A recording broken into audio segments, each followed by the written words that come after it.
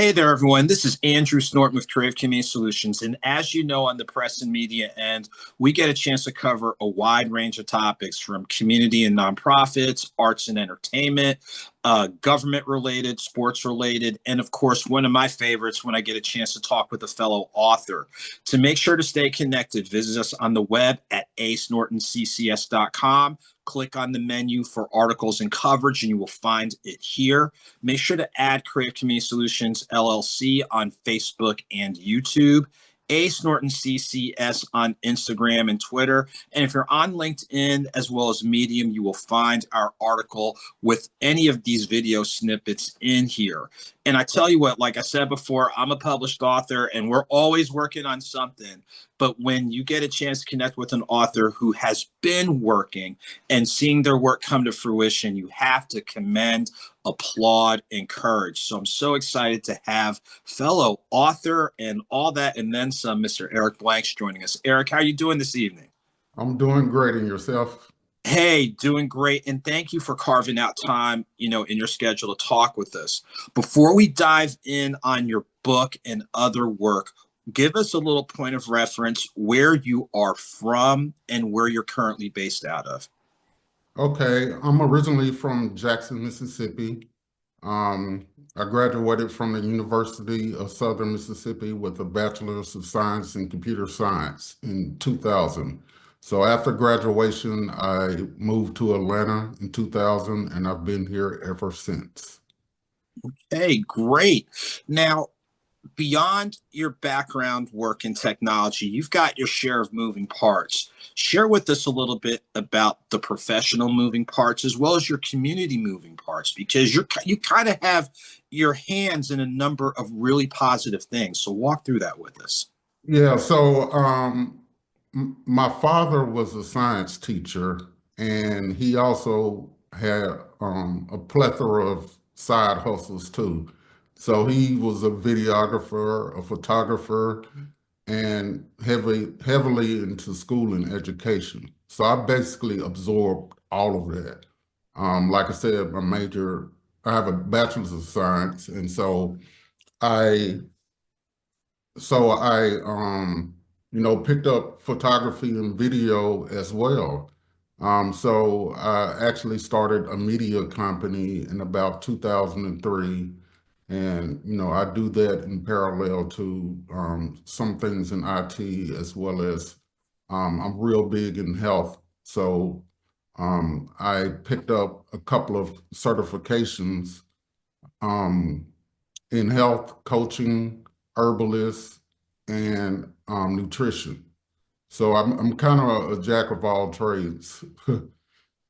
Well, I tell you what, and I know that's the old school adage, jack of all trades, but I hear versatility. And it sounds like you said, the upbringing, the foundation you have with your father, you have the lens of education, the lens of science and technology, the lens of health, and doing your creative work with your media company.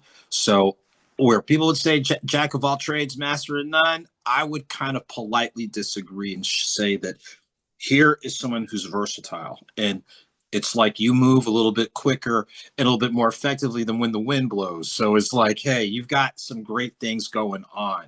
And Right. continued well wishes on all of those. So here you are, versatile. You're moving here, you're moving there.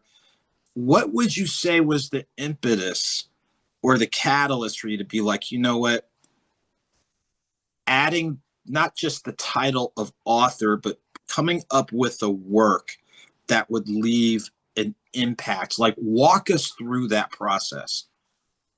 So I used to, well, I'm on social media a lot, and especially Facebook. And so I see pretty much people posting week in and week out about someone having cancer. And so um, I've always been intrigued with the disease ever since I was in elementary when there was, pardon me, high school, when my science teacher mentioned, about the difficulties of cancer and things of that nature. And funny story is I literally in 12th grade was like, I'm going to one day discover a cure for cancer. But little did I know that I didn't know the causes. So once I started doing a lot of research, I came across several reports, and they're actually called the reports of carcinogens that the actual government funding studies do. And so it's over 300 plus carcinogens that cause cancer. So I'm like, well, we know for every action there's an equal and opposite reaction. So cancer just doesn't happen. Disease just doesn't happen. It's an underlying condition. And just know, like pretty much everyone knows, smoking causes lung cancer. Well, how can you cure something and cause something at the same time? So that's been my focus, is to actually really understand cancer, what causes cancer, so I can properly educate people on the causes, because an ounce of prevention is worth more than a pound of cure. Wow. And you said a lot right there, and you made a valid point. It's like, how does something come into being? There's got to be some type of, like you said, catalyst, cause, whatever. And it's like, okay, if you go to the source, now you know you have a better working idea of what adjustments to make. Walk us through building on that and that continued development to lead into your, I'll say, your written masterpiece, because it is, and more of a masterpiece from the lens of, here's a body of work based on solid research, life experience, engagement, all this type of thing. So walk us through it. Oddly enough, I started writing about cancer over 10 years ago, and that was just through social media posts. So it just dawned on me I wanted to, make 100 different posts around cancer. So over 10 years ago on Facebook, I had a little series called Why I Will Get Cancer, post one of 100. And so every day I would post a reason why one gets cancer. And there's so many people, would contact me and said, you need to write about this. You need to put this into, you know, digestible form, so and get this word out. So that pretty much prompted me to write the book. Wow. And I tell you what, it just sounds like, and we hear the word feedback, and it really sounds like when you did that 100 post series, you were sharing information and sharing a different vantage point, again, from doing your qualitative work, and I guess to a degree your quantitative work, in regards to, let's look at, best practices. Let's look at, valid and reliable, sources of information, you know, testing and thinking and postulating and all these types of things. So walk us through the title of your book. And in addition to the themes you've already shared, what are some other, I'll say, general themes and concepts that you're able to explore? Yeah, so the title of the book is Unraveling the Origins, Exploring 101 Triggers of Cancer. And I'm a bit of a history nut. I like to, I'm very inquisitive, so I like to know and study and do a lot of research. So I picked Unraveling the Origins because I like to paint a picture from beginning to end. How did we get here? Because if you don't know where it came from, just gonna make the same mistakes. So that's the first portion of the book. Plus, I like that concept because if I plan on writing other books, and it's going to be a series of unraveling the origins. So getting into the nitty gritty of why things exist. And so initially I was going to do 100 triggers of cancer, but when I finished my book and I started adding it up, it was 101. And I didn't want to delete anything. And then 101 Dalmatians was in the back of my mind. So I said, I'll just stick with 101. So that's how the title came about.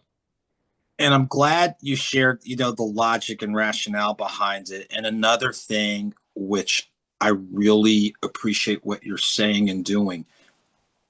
You're making sure to put solid information out there, but not cramming everything in it. So it's not just a one and done. Like you said, it's a series. And in doing it in a series, you can be responsive to developing information, developing trends, things along those lines. So you've got something that sounds like is already a solid point of reference based on your previous work and research. And now you're keeping the door open for any type of emerging practices or emerging information. Let me ask you this, with the book availability now, is it print? Is it ebook? Is it both? Audio book? Like, walk us through the different platforms your book is, the way your book is done. Okay, so it's actually, you can digest the information one of four ways. So I have an ebook, a soft copy, a paperback rather, and a hard copy. And I'm actually narrating the book as well in video format. So even if you don't purchase the book, you can still consume the information because I'll be narrating the book chapter by chapter, and which will be available on YouTube. And all of the books can be purchased on Amazon. Okay, great. And what I was thinking, you already shared previously your expertise with video and photography, so that goes right up your alley in regards to having. I know this almost sounds like you've got an instructional video going on. The first thing is turn the page, read the information, use the information, basically. So that is just amazing. So you've got right here, a solid piece of work. You've got it available on different platforms, different access, where you are doing your share of teaching, learning, and empowerment. What is the hope that you have when people digest this? What are some of the takeaways that you want readers and eventually viewers to have when they pick up a copy of your book? So what I'm looking to obtain is for people to take their health in their own hands. I think it was recently the CDC or the FDA just reported that red dye caused cancer. They knew that for 10 years and still left it on the market and available in food ingredients. So for 10 years, they didn't do anything. So that's unfortunate because, it's a lot of lives, and that's not the only carcinogen. It's actually in the book. So I wrote about it before even the FDA came out and broke the story and banned it. So my goal is for people to get educated and know that they're in charge of their health. You can't look to anybody for your health. You have to take self-accountability and learn as much as you can about your health. Your health is your wealth. So we chase money, but we need to be chasing health. And so that's what I want people to take away from this book, to know that they can empower themselves to eliminate the risk or greatly reduce the risk of them getting cancer.